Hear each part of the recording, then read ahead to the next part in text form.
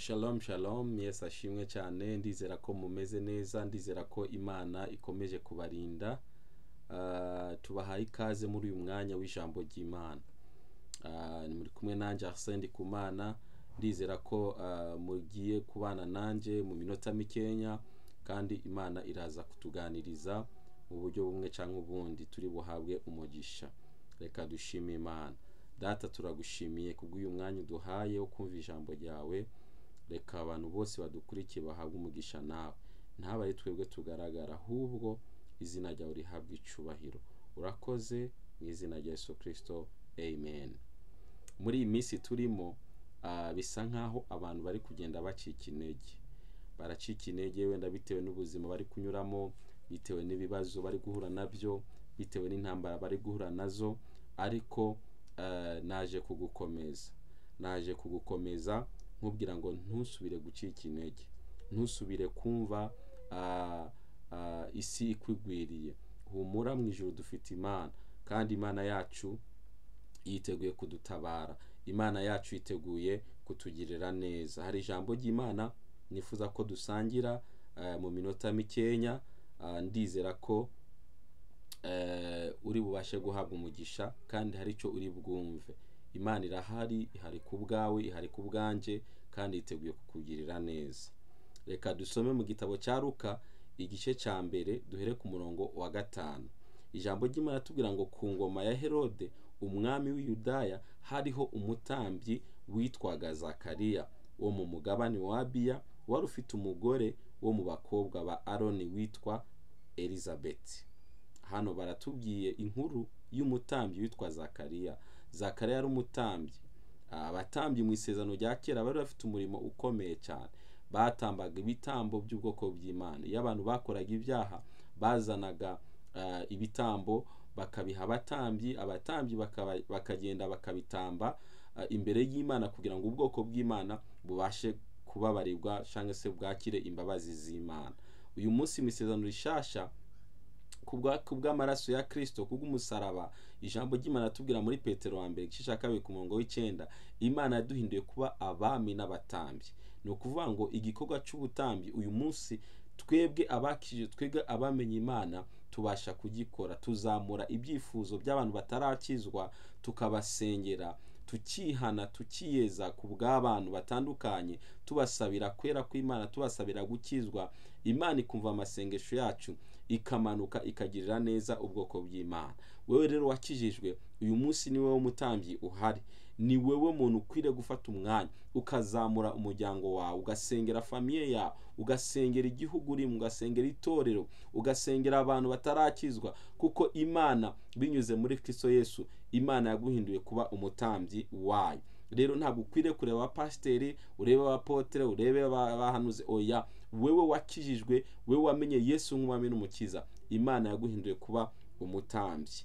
Now ntago birangirira hano. Hari ikindi kintu ukwiriye kumenya. Hari ubuzima umutambyi akwiriye kubamo, ubutambyi akwiriye kugenderamo. Abantu benshi bitwa ko bakijijwe, ariko hari ibintu byinshi birengagije. Sinzi niba ari kubera kutamenya cyangwa se kubera izindi mpamvu zitandukanye, ariko hari icyo Bibiliya itwereka ku murongo wa 6 muri Luka igice cya mbere ku murongo wa 6.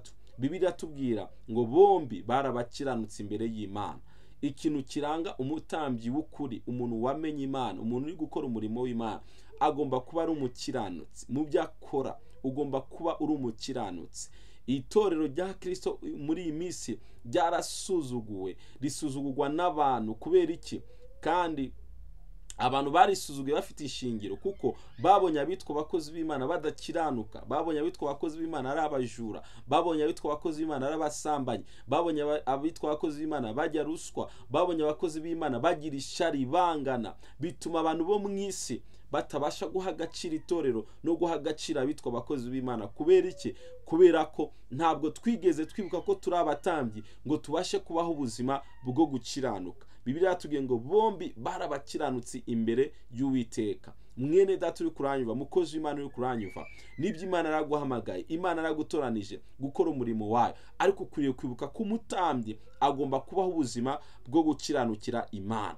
Icya kabiri, ngo bagendera mu mategeko n'imihango by'umwami Imana, bagendera mu mategeko y'Imana. Ntabwo turi mu gihe cy'amategeko, ariko hari ibyo Kristo adusaba gukora. Yesu hari itegeko yaduhaye, yaratubwiye ngo dukunde Imana tuyikundishije imitima yacu, imibiri yacu n'ubugingo bwacu. Dukwiriye gukunda Imana, iryo ni itegeko Imana yaduhaye. Nta mutambyi ubaho adakundisha Uwiteka Imana umutima we wose, ntibibaho. Nta mutambyi ubaho adakundisha Imana umubiri we ngo ukunde Imana, ubugingo bwe bukunda Imana. Ayo niyo mategeko Imana yaduhaye. Icya kabiri, Yesu yaravuze ngo mukunde bagenzi banyu nkuko mwikunda. Nta mutambyi ubaho wikururiraho ubutunzi bwose bukaziwe, wikururiraho ibintu byose akumva ko ari we akwiriye ibyiza. Umutambyi akwiriye kugira urukundo, agakunda intama ashumbye, akazitaho, akareba izifite intege nke, akareba izikenye, akareba izishonje, akazigaburira, akazambika, akareba izifite ibibazo bitandukanye, akazigaragariza urukundo. Ntabwo bikwiriye kuba umutambyi utubaha amategeko y'Imana, utubaha itegeko Kristo Yesu yadusigiye. Imana idufashe cyane. Icya gatatu, ngo bose ngo bari inyangamugayo imbere y'Uwiteka, bari inyangamugayo.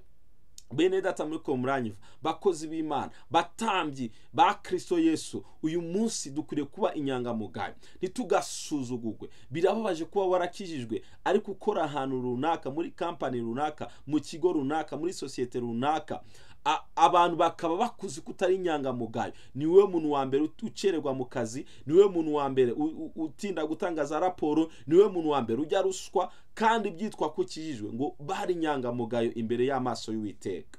Uyu munsi niba dukeneye ko itorero rya Kristo ryongera kugira imbaraga, mureke ibi bintu bitatu tubiha agaciro. Bakozi b'Imana, twongere twisubireho, twihane, tugarukire Imana. Umurimo w'ubutambyi Kristo yaduhaye ntabwo ari uwo gusuzuguza izina ry'Uwiteka. Umurimo w'ubutambyi Kristo yaduhaye dukwiriye kuwukora dukiranuka, dukwiriye kuwukora twubaha amategeko y'Uwiteka, dukwiriye kuwukora turi inyangamugayo. Nibwo itorero rya Kristo rizongera gukundwa, rigahabwa agaciro muri rubanda, rigahabwa agaciro mu maso y'abantu. Imana idufashe kandi Imana itugirire neza. Rero uyu munsi numvaga nari nkwiye kukwibutsa ko Imana yaguhinduye kuba umutambyi, kandi nawe wari ubizi ko uri umutambyi. Ariko ibintu bitatu ubiha agaciro: ukiranuke, ubaha amategeko y'Imana, kandi uw'inyangamugayo. Imana izakomeza kugukoresha iby'ubutware. Imana ibagirire neza. Imana iduha imbaraga zo kongera kugendera mu nzira y'Imana no gukiranukira Imana mu izina rya Yesu.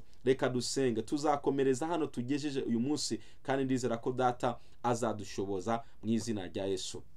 Mana, turagushimiye kuko uri Imana igira neza. Waduhinduye kuba abatambyi, waduhinduye kuba abatambyi. Uyu munsi haracari byinshi bikitugoye. Izina ryawe turashaka kurihesha icubahiro mu byo dukora, ariko Satani akomeza kuduteza ibyaha, intege nke mu murimo wawe. Ndasenze mu izina rya Yesu, uhereye nonaha utwambike imbaraga Mwami zo gukiranuka, utwambike imbaraga zo kugendera mu mategeko yawe, utwambike imbaraga zo kuba inyangamugayo. Abatubona, abatwumva batubonemwo ubuntu bwawe, batubonemo imbaraga zawe mu izina rya Yesu Kristo. Kandi tubabarira aho hose Mwami tutitwaye neza nk'uko ushaka, ahubwo uhereye nonaha Mwami Imana ubuzima bwacu bubu ubuzima bwo kukubaha no kukubahisha muri byose. Ndasengeye umuntu wese uri kunyumva, birashoboka ko yacitse intege, wongera umuhagurutse mu murimo w'ubutambyi, wongera umukomeze kugira ngo bashe kugendera mu nzira zawe. Icyubahiro kibi cyawe ubu n'iteka ryose mu izina rya Yesu Kristo, amen. Imana ibahe umugisha, Imana ibagire neza. Niba ari rya mbere dukurikiye, ndagusaba kugira ngo ukore subscribe kuri YouTube channel yacu, kugira ngo uzakomeze gukurikira inyigisho n'ijambo ry'ukuri Imana izagenda idushiramo muri ibi bihe. Imana ibagire neza. Shalom, shalom.